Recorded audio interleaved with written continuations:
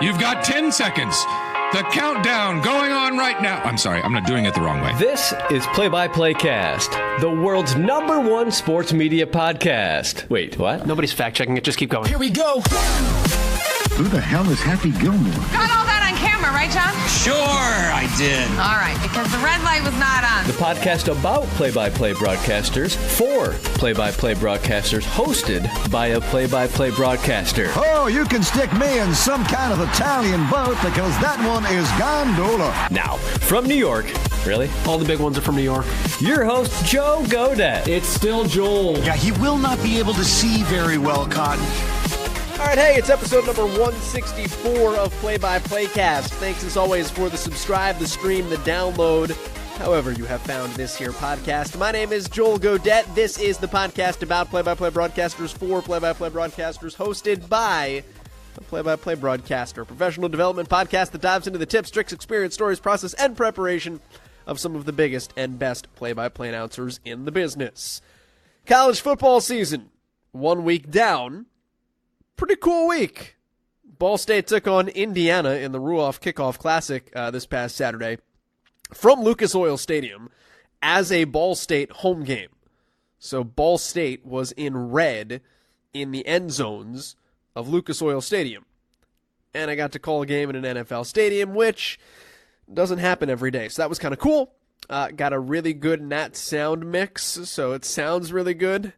Well, the crowd does. The play-by-play was questionable.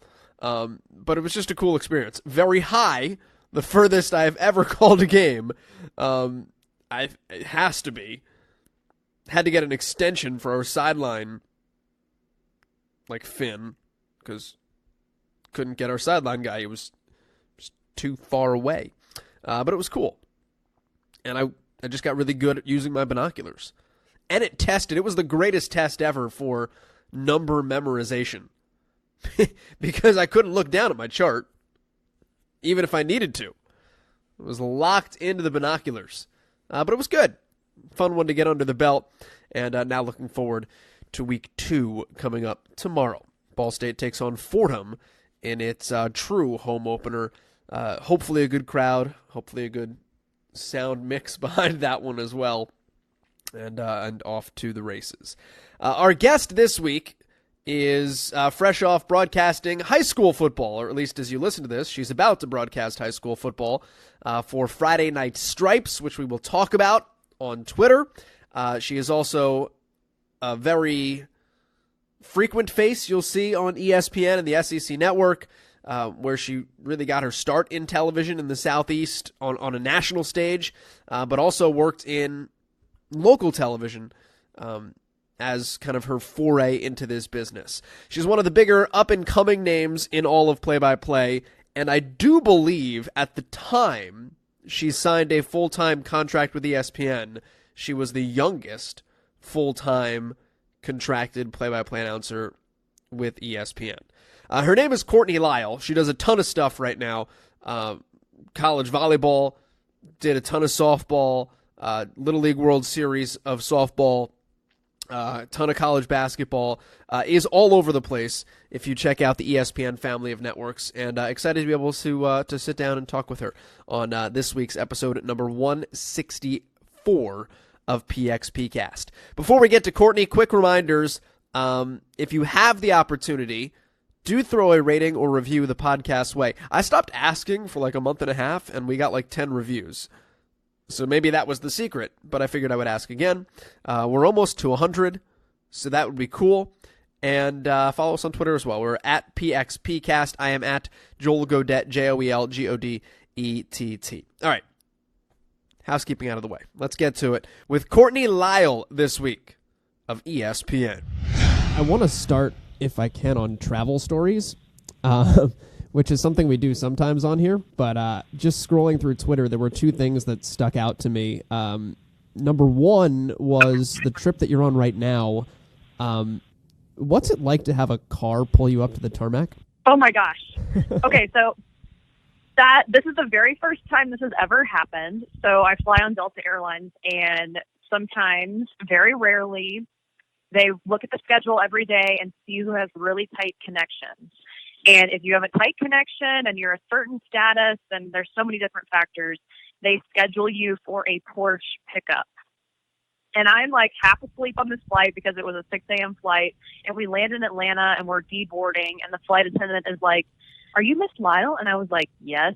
She said, "They're waiting for you out here." And I immediately knew, Joel, I was like, this is the day. I have been waiting for this day, that one day I would get to ride in the Porsche. And so then they like take you down the steps outside of the jet bridge, and you get into the Porsche and they drive you to your next plane. And that is the coolest thing that has ever happened to me on travel. Usually it's always bad travel stories, but that like made my day. It was awesome. So two things. Number one, I didn't know that was the thing that Delta did. And number two, I now know I need a better status on my Delta flights because that's not what happens when I have a tight connection in the slightest.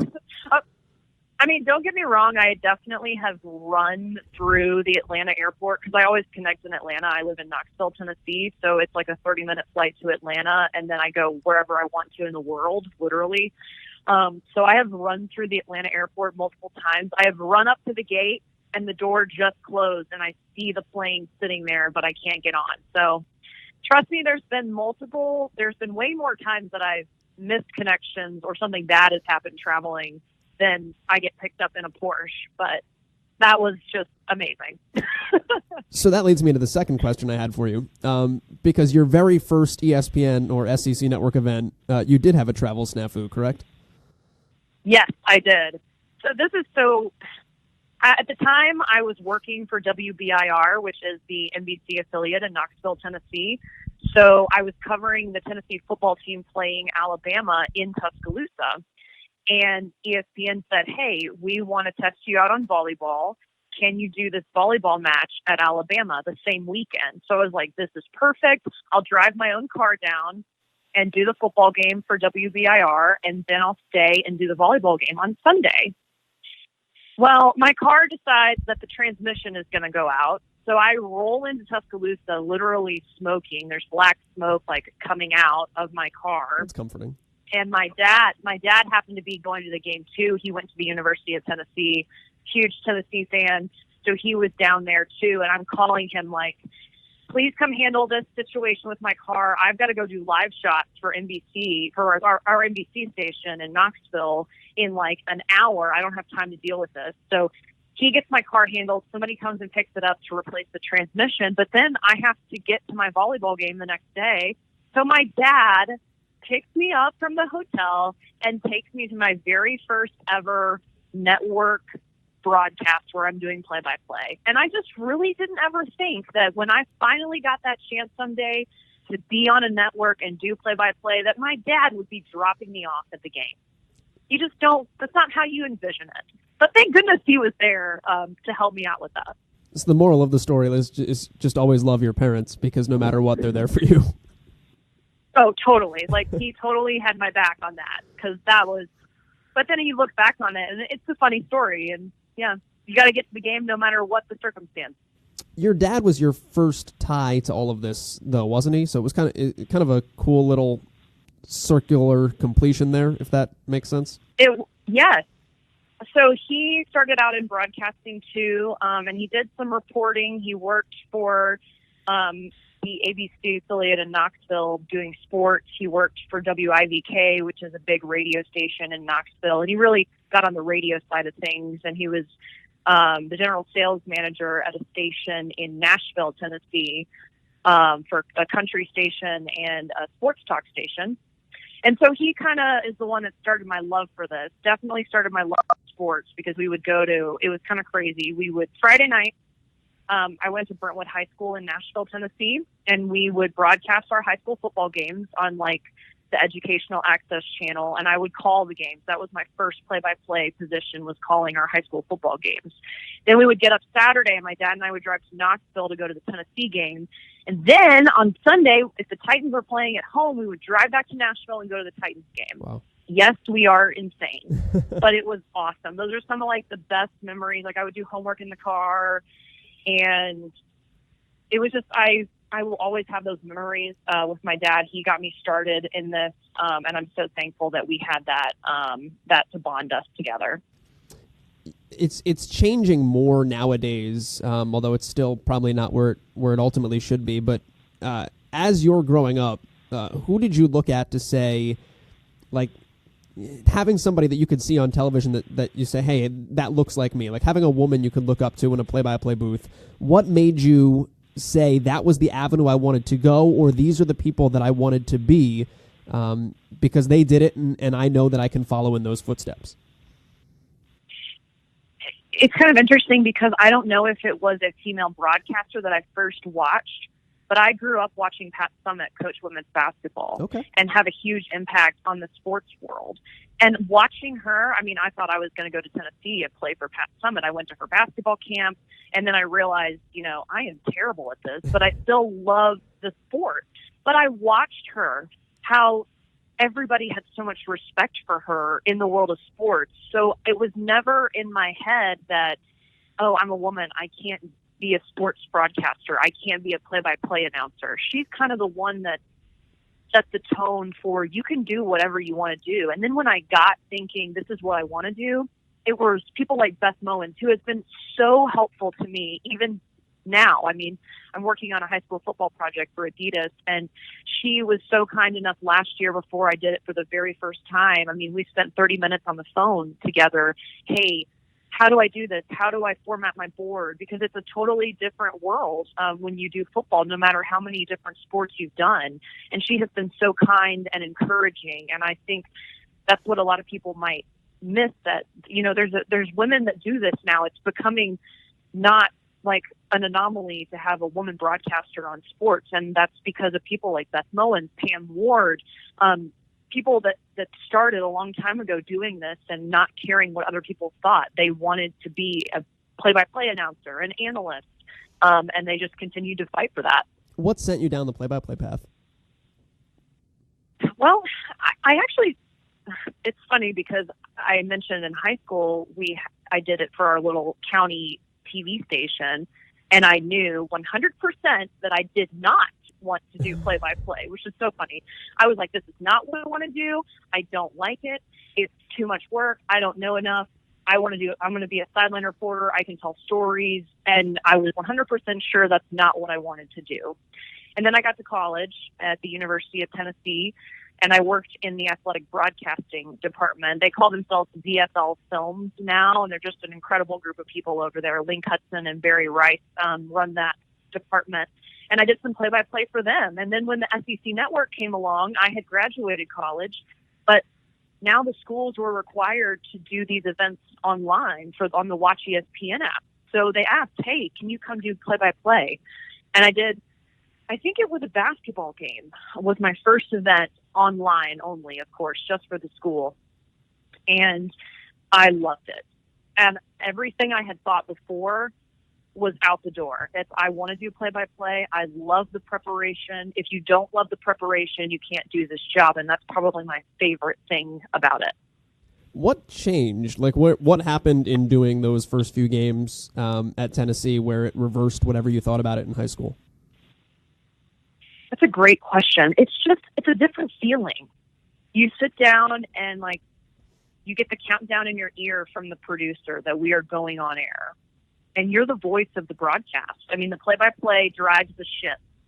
The analyst kind of tells us, how and why we're doing something, but I'm kind of the one that's steering us towards the end of the game and telling, making sure the conversation's moving along. And you're right there courtside for basketball. You get to talk to the coaches. You get to learn about the teams. You get to learn about the players. And I love sports so much. It's a way for me to stay involved. And that first time I did it, it was such an adrenaline rush that I wanted to do that again. And I wanted to get better at doing this, at honing my craft for play-by-play. I don't know what it was. It was just like a light clicked, and everything I had thought previously was different. I'm curious your take on this side of it, too, because I dabbled, I interned in TV sports when I was in college and thought very briefly about that route. And I know you did TV sports when you first came out of school as well. But the thing that I mean, like you just said, it puts you in the game. You're talking to coaches, you're telling stories, you're getting to know people, and it takes you away from the I need a 30-second soundbite type of mentality, and you can kind of really get to know people.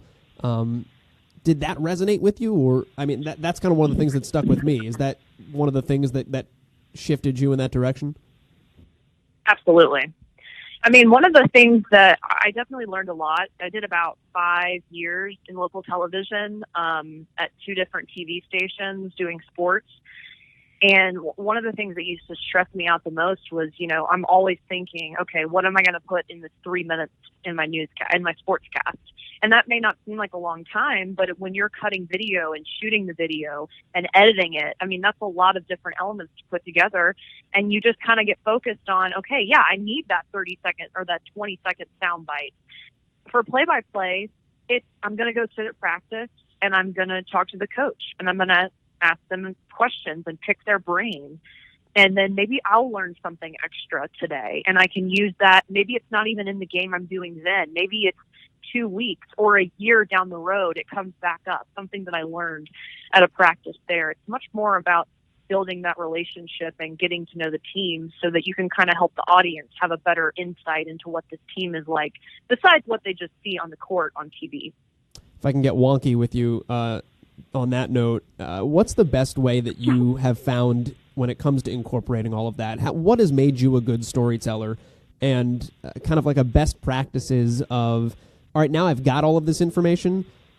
What's the best way to deliver it without inundating people, making sure it's in the right spot, making sure it's told succinctly? How do you attack storytelling during the course of a game? That's a great question, and I think that's a question that I know personally I'm still working on, and I think every play-by-play can get even better. One, it starts with I watch and see how other people do it. How does Mike Tirico do it? How does Adam Amin do it? How does Beth Mullins tell stories and set up the story of these teams? I have, so every play-by-play has a broadcasting board, like a chart for each team. And so on the corner of my chart, I write down maybe 5 or 6 one word just that would key my brain to a story. Like, hey, for example, we've got a football game tonight, and one of the linebackers actually went through heat stroke in the summer and lost 30 pounds and was in the hospital. So all I have written down under storylines is Isaiah hospital. And I keep little nuggets like that. So if I get stuck in a game and we're in a weird time and I need something to talk about, I look at that little tiny list of bullet points to trigger my memory. But I think also the thing that's very key with storytelling is you can't force it. If I want to tell that story about Isaiah in this game and he's not playing or he isn't playing well, then I don't need to force that story. Like, that's really important. You don't want to try to force anything in. And that's where your producer really can help you. I've had the luxury of working with a producer at ESPN named Anthony DeVita for a couple of years now on 2 different sports. And we've kind of gotten on the same page where if I see something unfolding in the game, I'll hit him. We have a button called Talkback where I can talk to the guys in the truck off air that nobody else can hear and say, hey, I think we should do this here. Or do we have a graphic on how many points per game they scored last year, or whatever the story is. And I can say, hey, DeVita, I think we should do this story here. And he will be like, yes, I was just thinking about that. Let's go ahead and do it. Or no, let's hold off until this point. It's a lot of give and take and recognizing situations, because the worst thing you can do is force a story in. And you've seen it. I mean, you've seen it on any broadcast where there's 10 seconds left in the game. Somebody calls timeout. Maybe it's not really a close game. And all of a sudden we're going to some video about the new locker room. Like, that's forcing something in. There's no need for that. You didn't get it in earlier in the game, then this is probably not the right point to do it. But it's kind of learning, and it all comes with experience. Yeah, not only have I seen that, I've definitely done it. Yeah. Oh, I have too, for sure. Not a great moment, but it's in there. I know you worked a ton as a PA in your. This is going to seem weird, in your early years. Yeah. and you've talked about how that's shifted your perspective a little bit as well, in terms of knowing what happens on the other side and having an eye for production and knowing what those men and women do. Can you expound upon that a little bit, just in terms of what you learned and maybe how you look at things differently because you've been that person on the other side or seen that person? Absolutely. Yeah, I think the biggest thing, actually, I'm so thankful for my local news experience, because when you're working and doing sports on your local news station, whatever town you live in, you're shooting your own stuff. You're going out and doing your own interviews. When you come back, you have to ingest all the footage. You have to edit the footage. You have to write the web story. You have to write the script that goes in the prompter. You have to make sure the video gets to the web. And then you also have to go out and anchor it. Like, go sit on the desk and deliver all this work that you've put in all day. So that really gave me an appreciation for what everybody else does, because there are so many jobs behind the scenes, if you will, that people don't see on TV. I mean, we have somebody who comes up with all of the graphics that we do, and they have them all typed up, and sitting next to that person is an operator who punches up that graphic number when it's called for and puts it on the screen. And there's all different kinds of positions, and I think that's really important to know what those people do, because it'll help you say, hey, let's do this a little bit differently, or I have this idea for this.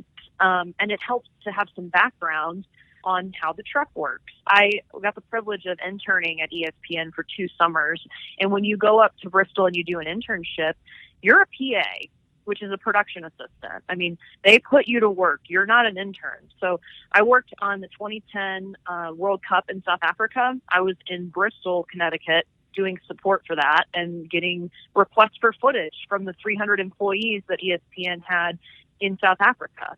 And I wasn't treated any other way. It was like, I need this footage. I need you to go find it. I need you to feed it to us through the satellite and just get it done. And I'm not going to tell you 2 times how to do it.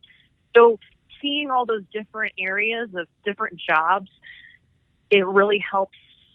It helps you come up with more creative ideas, and it helps you appreciate the people that are working their butts off behind the scenes.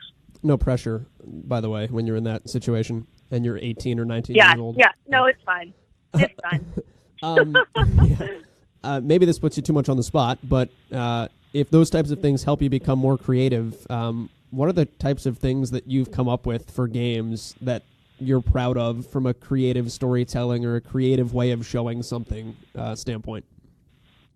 Sure. Well, actually, I'll just use an example from 2 nights ago. I was so excited for volleyball for ESPN. We had the number 1 team in the nation, Stanford. And these seniors for Stanford, they've already won 2 national championships. They've won the Pac-12 twice. There's 5 All-Americans. I mean, it's just crazy. And I said, you know what? Instead of, we're going to put all their accolades up on a graphic on the screen, and that's great, but why don't we have a little fun with it and get to know them and do senior superlatives? So I actually shoot a lot of things on my iPhone. I have a little microphone, so I had 3 of the seniors come over, and I was like, hey, who's the best cook on the team? Who's most likely to be president? Who's most likely to be your boss? And then we edited that little piece together on iMovie, actually, on my computer. And I sent it to our guys in the truck, and they were awesome. They got it in. So we came in, we rolled that in the show. And then right after that, we came up with a graphic about all their accomplishments on the court. So that's just something a little bit different that I thought of because I've had the experience shooting. So I can go and shoot just a little thing. And it's fortunate now that iPhone cameras are so good that we air the stuff on TV. But that's just a little different way of getting to know the senior class. We see their personality, and then we show them, oh, yeah, by the way, they've won 2 national championships. They've won 93 matches. They've only lost 12 in their career. We get to the numbers afterwards. And it benefits to have a microphone that you can just plug into your phone in your back pocket that way.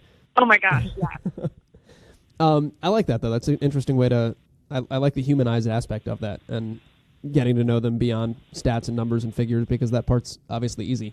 I mean, that's the part that tells itself. Tell me about your hustle early in your career, though, also, because, I mean, you're not even 30 yet, and obviously have been with ESPN for several years. And I read a story about when you met Pat Lowry, who was a coordinating producer at the SEC tournament, and just kind of reached out and said, we need to meet, if I've got that right, or can I please meet with you? And how did just taking that initiative, A, benefit you, from a like holistic standpoint, just like make you a better broadcaster and a better person, but also put you in a position to rise in your career the way that you have as well and as quickly as you have? Yeah, so that's I've got to credit my dad with making me go out and like talk to people when I was little, and it made me uncomfortable. So, but now it's really paying off, because if I have an idea for something, or I want to do something, or if I want to talk to somebody, I'll just email them or call them and say, hey, what can I do? So this was 2016 at the SEC women's basketball tournament, and I was there covering it for my local news station. I was covering the Tennessee Lady Vols because I was working out of Knoxville, and I knew that Pat Lowry, who I had had a few conversations with, was going to be there because she oversees basketball for ESPN and SEC Network. So I emailed her and or text, I don't know. I got in contact with her, and I said, Pat, I'm going to be there. Can I have 5 minutes of your time? And she was kind enough to say yes. And at this point, I had done 2 volleyball matches for her, including the one where my dad drops me off. So I had done 2 volleyball matches, and I just went and I sat down with her for 5 minutes, and I was like, look, these are my goals. I want to be a part of this. Right now, I'm ready to take that next step. What can I do for you? And she was so open to that. She was very encouraging. She said she would like me to be a part of the team someday. And so actually that August of that year, I signed my first contract with ESPN. It's being at the right place at the right time, but also being ready for that opportunity. If I hadn't had my experience calling games at Tennessee when I was in college, or calling games online, or local news reporting, there is no way I would have been ready for that opportunity when it was ready for me. And because I reached out and had a face-to-face meeting with her, even for 5 minutes, I mean, I was nervous, absolutely, but it's worth taking that risk. You go out and put yourself out there, because an in-person meeting is going to go a lot further than just an email to somebody. What do you think were those finishing next steps for you as well? At that point, you'd done a couple of games on the network. You'd done those couple of volleyball games, and then obviously within a year, you've signed a contract. What do you think is a separator and a difference maker between that person who, hey, here's a couple of games for you to do, we'll see how you do, versus, all right, you're going to get a full-time deal and an at ESPN email address, and you're on the team, you're part of the team. Those differences between good and great, so to speak. I think it comes down to work ethic. How much time are you going to put into your preparation? When you do this job, you'll be on TV for 2 hours, but it's hours and hours of prep before those 2 hours talking on TV that make or break you. Did you watch film? Do you know tendencies? Do you know what this team likes to do when they're facing a zone defense? Do you know what they like to do when they're facing a man? Does the point guard always go to the right? Like that kind of thing. That's going to make the difference. And it's going back, and this is a hard thing. Sometimes it's still hard for me to do this, especially when I don't feel like I had the best broadcast, to go back and watch yourself. That is so important, and that's something that I've actually learned over the last 2 years. The first year was so overwhelming. I was doing 50 games. I was just learning this side of the business compared to local TV, trying to keep up, trying to get better and learn all the teams. In year 2, I had a really good understanding of the teams I was covering, so I could focus a little bit more on me, and that means watching yourself. I learned that I like to say, of course, a lot. I'll say, well, of course, so-and-so did this, but of course, so-and-so also said this about this player. And I got to stop that. You don't learn about that until you go back and watch yourself. So it's hard to do sometimes, especially when you don't feel like you had your best performance, but it's never as bad or as good as you think it is. That's what I've learned from doing that. But it's definitely the hard work and the preparation that makes the difference. Yeah, I say 2 a lot. That's my bad one, is like everything is a compounding sentence, so everything ends in 2. Oh, yep. Which blows my mind. See, everybody has it. Right. Yeah, everybody does it. And I can't get, like, for the life of me, it's gotten better, but it is what it is for right now. Yeah.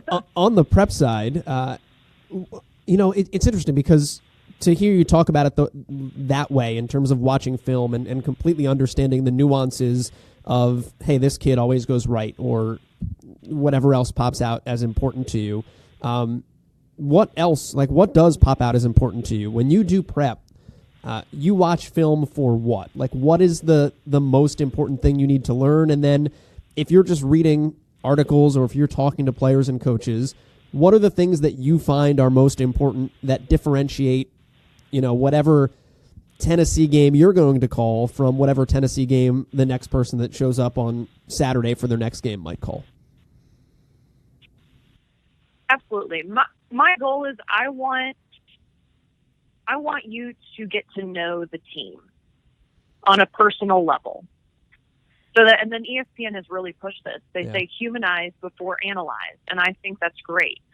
If you tune into, we'll use Tennessee. If you tune into a Tennessee basketball game and you don't care anything about Tennessee, you don't know anything about their program, but I tell you that Admiral Schofield, who played for the Tennessee men's team last year, was a military kid. He grew up in a military family. He was only a 3-star athlete, and now he's projected to be, a great player in the NBA. And here's why. Because he went to work.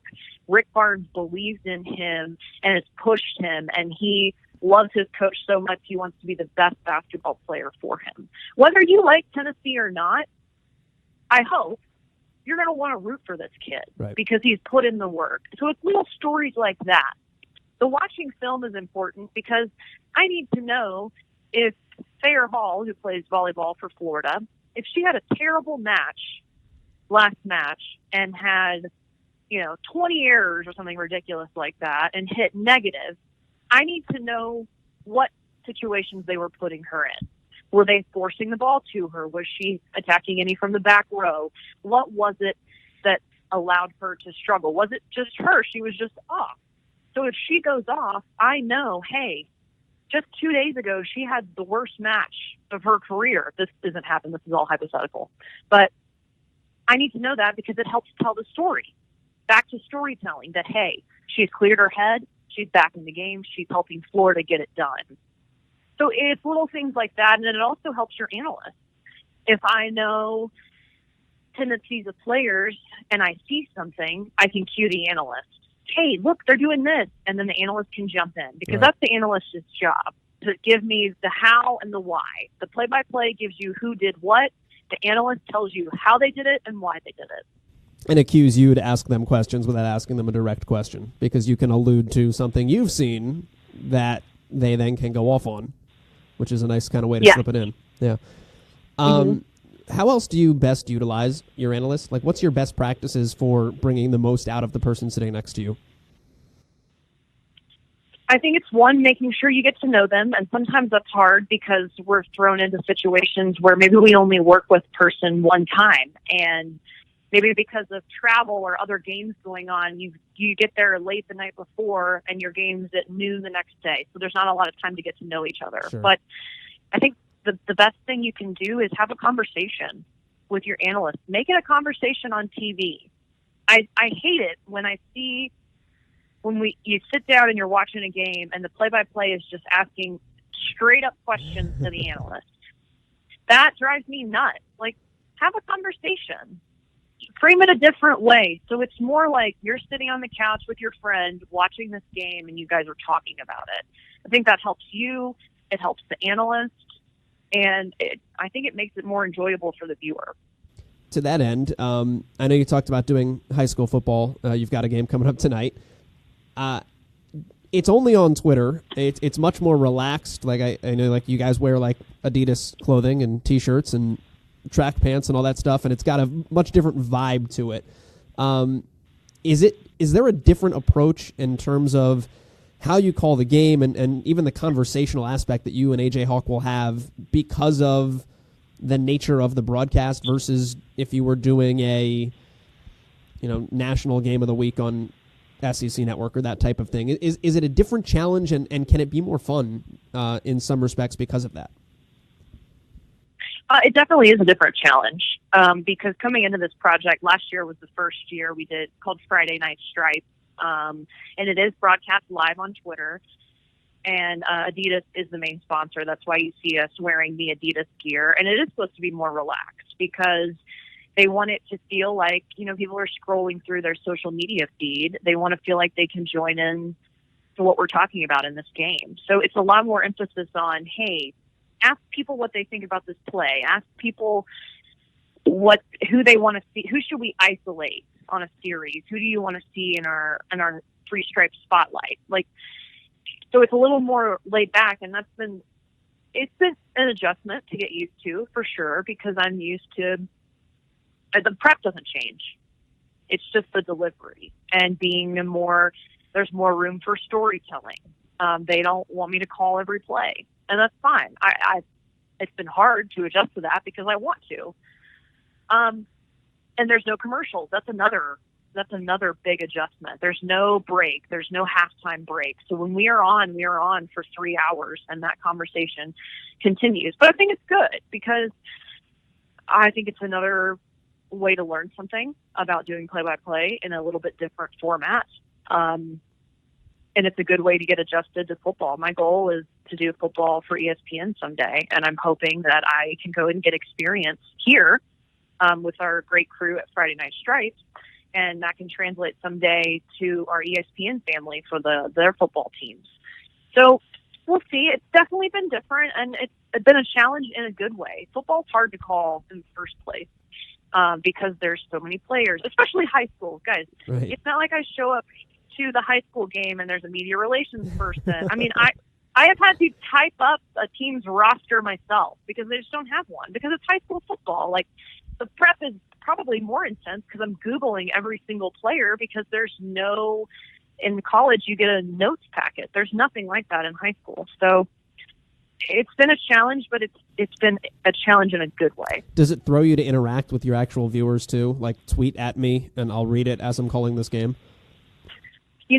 Last year I really had to get adjusted to that, but I feel like this year I'm a little bit more. I've got it pulled up on my phone, so I'm constantly saying, hey, tweet at us, use the hashtag Friday Night Stripes. Last week I asked, where are you guys watching? Somebody from Egypt, Malaysia, and Spain tweeted at me, so that was cool. And I just kind of have to remind myself, hey, we're on Twitter, get people to interact with us. But I think that's kind of cool too. You can't sit down and watch a NFL football game and interact directly with the announcers where they're looking for tweets. I mean, I think that's pretty cool that this is a platform you can do that. How do people find Friday Night Stripes, or how do they find Courtney Lyle on any other platform or social media if they wanted to track you down or check out more of your stuff? Yeah, absolutely. So all my social media is at Courtney_Lyle. And then Friday Night Stripes, you can just use the hashtag Friday Night Stripes, and I'll tweet out the link. They'll tweet out the link there to watch it on Twitter. And yeah, it's really cool. We had 4 million views last week for our first game of the season. So that we were really fired up about that. We were in Fort Lauderdale, and tonight we are here in Colorado for a good one. The funny thing about it is, as great as all the ESPN stuff is, that's probably your most viewed outlet in terms of the Friday Night Stripes, because 4 million people is a ton of people. I know, it's crazy. And just because we had people watching all over the world too. Yeah. So it was really cool. All right, that is Courtney Lyle joining us here this week on PXPcast. And usually at this point, I tell you something I really enjoyed about the interview. Full disclosure, I recorded this before I did the interview. So I thought that part around minute 23 was really good. We'll see how accurate I can be on my predilections here. Many thanks to Courtney for joining us. If you want to follow Courtney on social media and get a little bit more Courtney Lyle in your life, and if you want to check out Friday Night Stripes, which is pretty much an exclusive broadcast on Twitter, do check out her Twitter feed. She is, and kudos on this, at Sportney_Lyle. at Sportney, SPORTNEY _Lyle. So check her out on Twitter. Give her a follow and give her a shout if you enjoyed what you heard on the podcast here today. Always love when our guests know that people listened. They do, but like it's cool when they find out firsthand as well. Until next week, we're on a 7-day break. My name is Joel Gadet. This is PXPcast. Many thanks to Courtney, and we are out.